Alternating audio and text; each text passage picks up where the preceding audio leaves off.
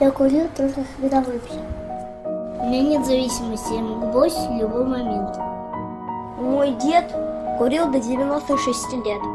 Я снова начала курить после того, как этот козел ушел. Это лайт, они не вредные. Если бы меня кто-нибудь заставил, я бы бросила. После секса приятно покурить вдвоем. Говорят, курение не доказано. Я боюсь, что меня разнесет. Прочитаю Алена Карра и брошу. Я, конечно, понимаю, что это вредно.